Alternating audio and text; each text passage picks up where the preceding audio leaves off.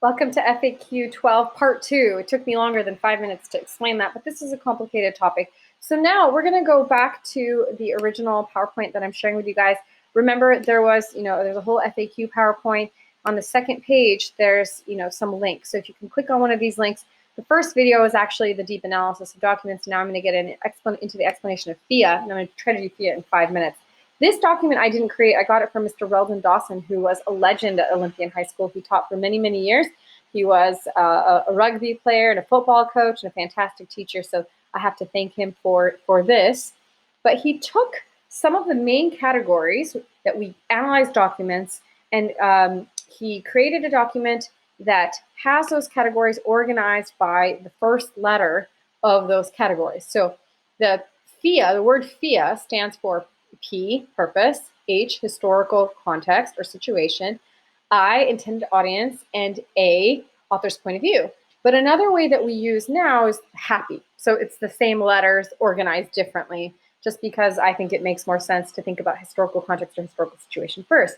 But I'm going to share with you this document, and I'll share other documents with you throughout the course of the class. Mr. Robeson and Mr. Hammond also use this acronym to give you an easy way to remember how to analyze a document. Now remember, we're going to analyze a document in two ways. The first way is for content. What does it tell us about history?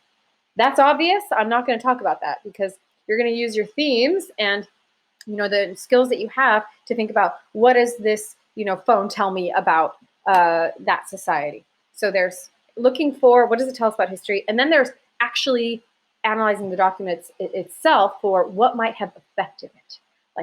So we're going to look at the 4 ways, this easier way than the first way I showed you, that it might be influenced. So the first thing to think about, which I prefer happy, again, I like looking at the H first, but we'll start with the P, with the purpose, is why was this produced? So what was the author's goal or end game? Because that might affect what they write, and then we might trust the document less. If their purpose was, for example, to win votes, or to earn a certain amount of prestige or popularity, they might describe themselves as cooler than they are, or if they want to convince someone to go to war with an enemy, they might describe that enemy as more evil than they actually were, so maybe we shouldn't trust their description of that enemy. So what is the purpose? So think about what's the purpose. You won't always know. You won't always know what the purpose is, but it's important to consider because that might influence how reliable the document is.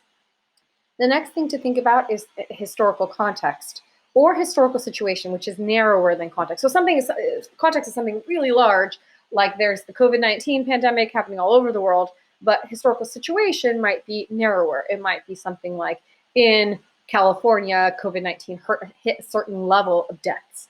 Or, for example, the War of 1812 happened. That's like a historical event that took place that might affect what the British said about the United States.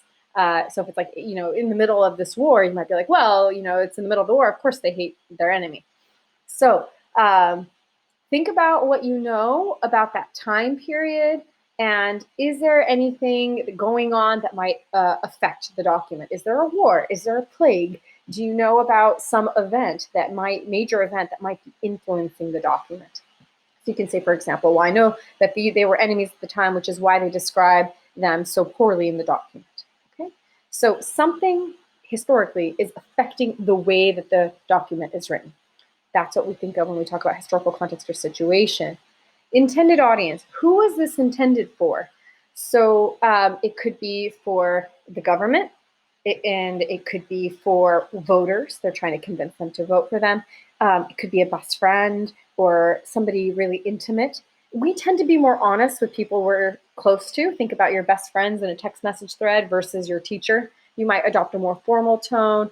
So we want to think that if something is more official, you think that's more reliable. Not always. Sometimes we gloss over or hide or don't talk about the things that are negative in more official accounts. But with our close friends, we tend to be more honest to tell the truth.